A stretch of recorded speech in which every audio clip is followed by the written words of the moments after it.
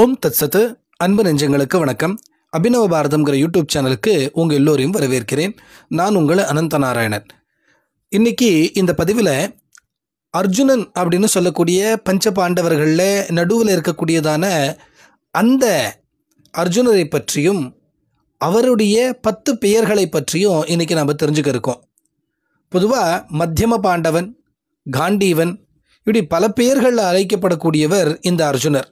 கிருஷ்ணருக்கு மிகவும் நெருங்கிய தோழன். எல்லா விதத்திலையும் அவர் கிருஷ்ணருக்கு மிகவும் நெருங்கியவர். இப்பேற்பட்ட அந்த அர்ஜுனன் பெரிய வில்லாளி. வில்வித்தையில் இவரை மிஞ்சுறதுக்கு ஆளே கிடையாது. அப்பேற்பட்டவருடைய 10 பெயர்களை நாம் சொன்னோமேயானால் நமக்கு எல்லா விதமான பயமும் போகும். அதே மாதிரி நம் கல்வியில் சிறந்து விளங்குவோம். கல்வி, ஆற்றல், ஞானம் இதெல்லாம் நமக்கு நன்னா வளரும். அதே மாதிரி நமக்கு பஞ்சபூதங்கள்னாலே ஏற்படக்கூடிய தீங்கு ஆபத்துக்கள் எல்லாம் நமக்கு ஏற்படாது அப்படிங்கிறது தொன்று தொட்டு பெரியவர்கள் நமக்கு சொல்லிக் கொடுக்கக்கூடியதான ஒரு விஷயம். ஏன்னு கேட்டால், இடி இடிக்கும் பொழுது அர்ஜுனா அர்ஜுனா அர்ஜுனா அப்படின்னு சொல்லணும் அப்படின்னு சொல்லுவாள். சில பேர் கார்த்த வீரிய அர்ஜுனா அப்படின்னு சொல்லணும் அப்படின்னு சொல்லுவாள். ஏன்னா அந்த வார்த்தைகளை சொல்லும் பொழுது காது தானாக இந்த இடி சத்தத்துக்கு அடைச்சின்றோம். அப்போ இந்த கார்த்த வீரிய அர்ஜுனா அர்ஜுனா அர்ஜுனா அப்படின்னு சொல்லும்பொழுது அது வாய் திறந்து மூடுனதுனால இந்த காதுக்குள்ளே அடைச்சின்னு திறந்துடும். அதுக்காக இப்படி சொல்லணும் அப்படின்னு சொல்லி நம்ம பெரியவர்கள் சொல்லியிருக்கா. அப்பேற்பட்ட இந்த அர்ஜுனனுடைய 10 விசேஷமான பெயர்களை தான் இந்த பதிவில் நம்ம பார்க்க இருக்கோம்.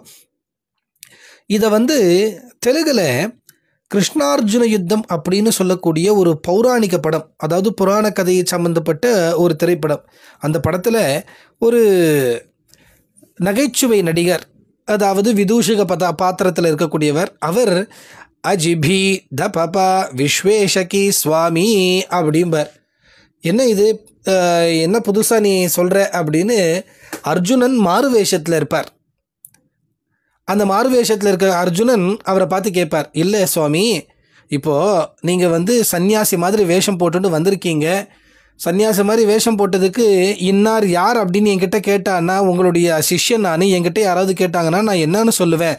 அதனால தான் உங்களுடைய 10 பெயர்களை அதனுடைய முதல் எழுத்துக்களை எல்லாம் ஒன்றா சேர்த்து ஒரு புது பெயரை நானே உருவாக்கியிருக்கேன். இப்போ யாராவது கேட்டாங்க அப்படின்னு சொன்னால், அஜிபி த பபா விஸ்வேஷகி சுவாமி, இவர் தான் அது அப்படின்னு சொல்லி நான் உங்களை அறிமுகப்படுத்துவேன் அப்படின்பா.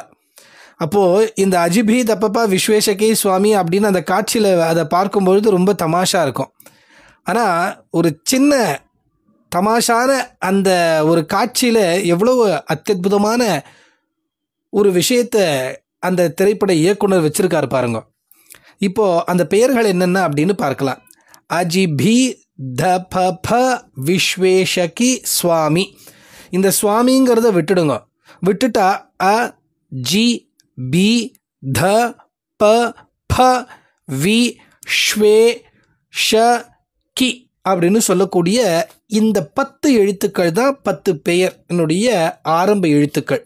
இப்போ ஒன்னொன்னுத்தையும் நம்ம பார்க்கலாம். அ அப்படின்னு சொன்னால் அர்ஜுனஹா, ஜி அப்படின்னு சொன்னால் ஜிஷ்ணுஹு, பி அப்படின்னு சொன்னால் பீபத்சுஹு, த அப்படின்னு சொன்னால் தனஞ்சயா, ப அப்படின்னு சொன்னால் பார்த்தஹா, ப அப்படின்னு சொன்னால் பல்குணஹா, வி அப்படின்னு சொன்னால் விஜயா, ஸ்வே அப்படின்னு சொன்னால் ஸ்வேதவாகனஹா, ஷ அப்படின்னு சொன்னால் ஷவ்யசாச்சி, கி அப்படின்னு சொன்னால் கிரீட்டி.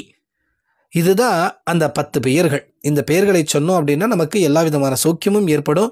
அதனால் இது எல்லோரும் சொல்லுங்கள், பயனடையுங்கள். குழந்தைங்களுக்கும் இதை சொல்லிக் கொடுங்க. இடி இடிக்கிறச்ச, மின்னல் மில்றச்ச எல்லாம் இதை சொல்லணும் அப்படின்னு சொல்லிக் கொடுங்க. அதே மாதிரி நல்ல ஒரு சிறந்த ஏகாகிர சித்தை, அதாவது ஒருநிலைப்படுதல், ஒருமுகப்படுதல் அப்படிங்கிற அந்த விஷயம் வேணும்னு சொன்னால் இதை சொல்லணும் அப்படின்னு சொல்லி குழந்தைகளுக்கு சொல்லிக் கொடுக்குங்க. அஜிபி த பபா விஸ்வேஷகி சுவாமி.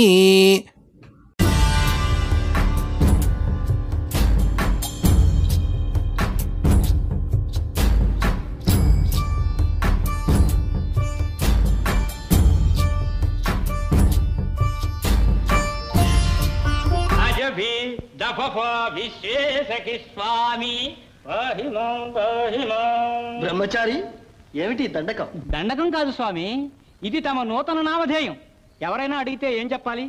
అర్జున, ఫల్గుణ, పార్థ వగైరా మీ దశనామాల ఆది అక్షరాలను గుదుగుచ్చుకోవడానికి వీలుగా అజభి దపఫ విశ్వేశకి స్వామి అని పొట్టి చేశాను. గొప్ప పని చేశావు. కానీ